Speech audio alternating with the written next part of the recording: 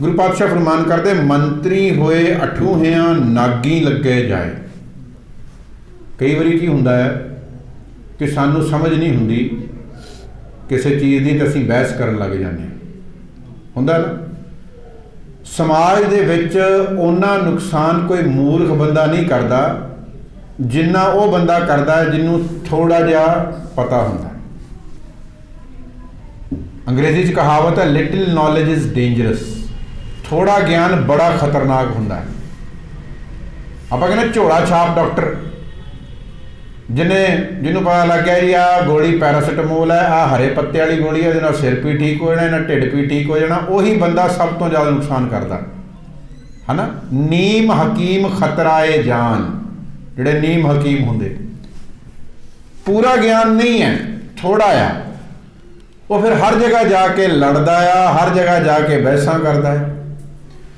एक गल जानो गुरु अंगद पातशाह के श्लोक तो कि ज़्यादातर उही लोग बहस करनगे जिन्होंने ज्ञान है नहीं। जिन्हों थोड़ा पता ना वो बहुत ज़्यादा बहस करता, वो कहना मैनू मेरे तो ज़्यादा कौन जानता, मैं ही मैं हाँ बस। अज तो 3000 साल पहला ना एक फिलोसोफर होया सुकरात, सॉक्रेटिस। वो पता की लिखता है, वो कहता मैनू कई साल लग गए, बड़ा ज्ञान मैं लिया तो फिर जाके मैनू पता लगा कि मैनू कुछ नहीं पता। ये समझो बड़ी वड्डी गल है, असी नहीं समझते, खासकर पंजाबी लोग। सानू जो माड़ा जिहा पता लग जाए बस असी फिर एक्सपर्ट हो जाते उस चीज़ से कि तुहानू बहुत सारा ज्ञान सिर्फ इस वास्ते चाहिए, ये समझण वास्ते कि तुहानू नहीं पता। इसे करके ही तो गुरु नानक पातशाह देखो किन्ने ज्ञान वाले है, किन्नी समझ है उन्होंने। असीं उन्होंने गुरु कहने हैं, परमेश्वर कहने। तो अपनी बाणी च लिखते ना हों जति सती नहीं पढ़िया, मूर्ख मुग्धा जन्म पया। गुरु अर्जन पातशाह की कहते जप तप संजम धर्म ना कमाया, सेवा साध ना जानिया हर राया, कहो नानक हम नीच करमा। मैं बड़े चंगे काम करने वाला, मैं तो देखो जी पूरा गुरु ग्रंथ साहब का स्वरूप तैयार कर दिता 1 साल ला के, मैं इन्ने सिख बना, यह नहीं किया। पर एक क्लेम वो लोग करनगे जिन्होंने थोड़ा मिलिया है। थोथा चना बाजे घना, यही होंदा अध जल गगरी छलकत जाए, खाली भांडा ज्यादा वजदा है ना। वो गल है इत्थे मंत्री होए अठूहियां नागी लगे जाए।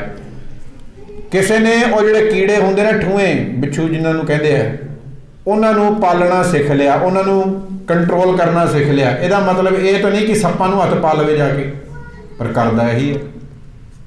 थोड़ा जिहा ज्ञान मिलिया इत्थों करने वाला, जाके कहता बस मैं ही है, मैं कर लाँगा सब कुछ।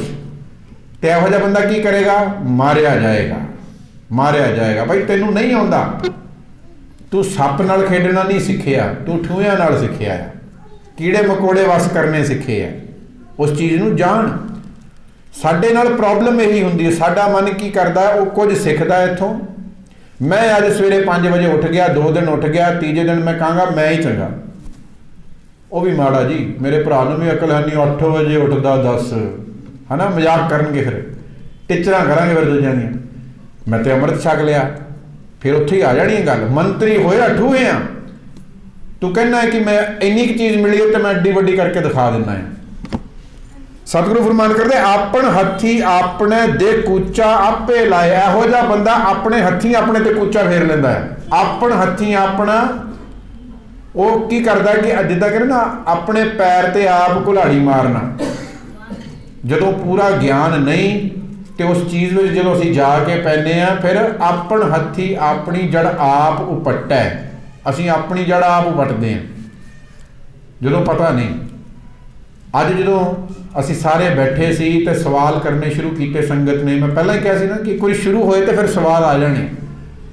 साडे सारियां दे मन च बड़ियां सारियां चीज़ां जिहड़ियां सानू नहीं पता है ना, पर असीं की करते, असीं पुछ नहीं पाउंदे।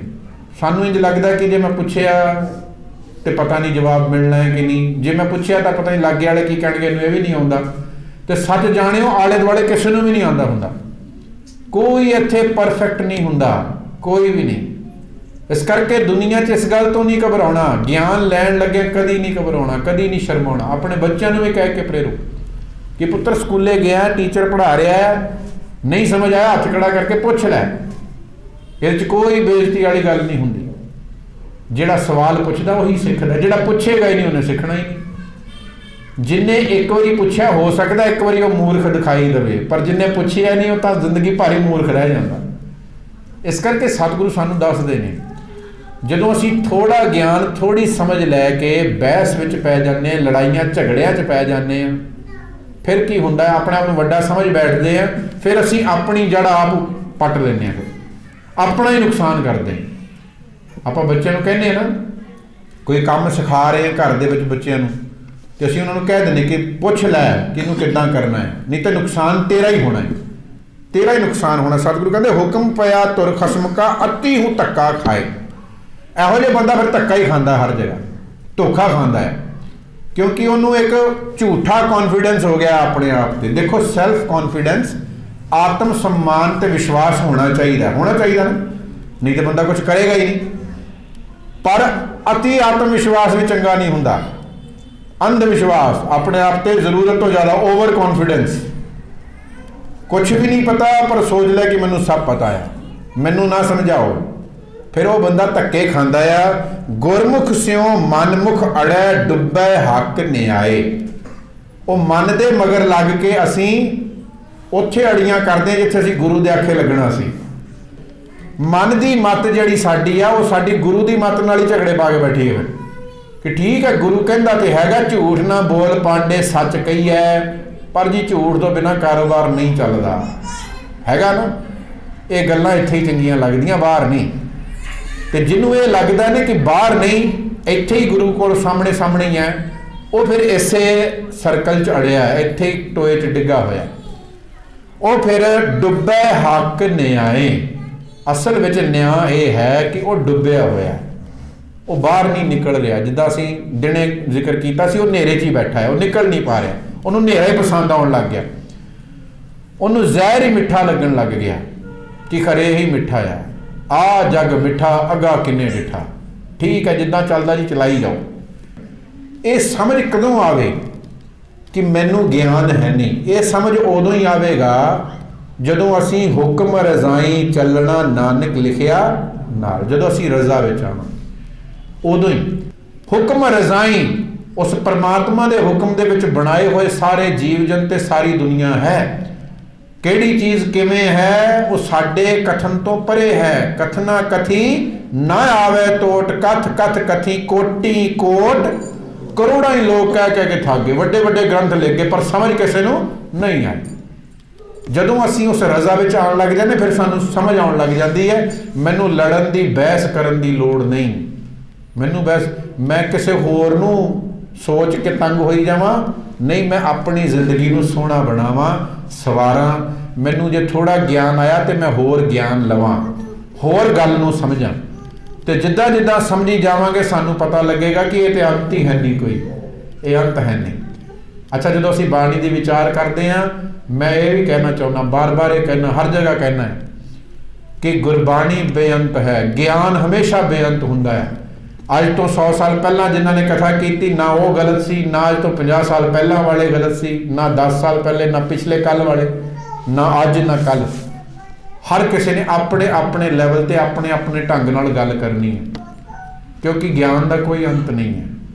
इत्थे कोई ये नहीं कह सकता कि हाँ जी फलाना सिंह जिहड़ा उन्हें जिहड़ी कथा की वो तो बिल्कुल ठीक है, जब मैं कहा कि जो मैं अज कहे ना यही अर्थ ने, ऐदा नहीं हुंदा। इसे करके जो तुसीं पाठ कर रहे होंदे हो तो कल नूं कोई बाई चांस तुहाडे कंन 'च गल पावे ना करिया करो, सहज पाठ तुहाडे कोलों गलतियां हो जाणियां, पाप लग जाना है, उन्होंने कुछ ना कहो, बैसन की लोड़ नहीं है।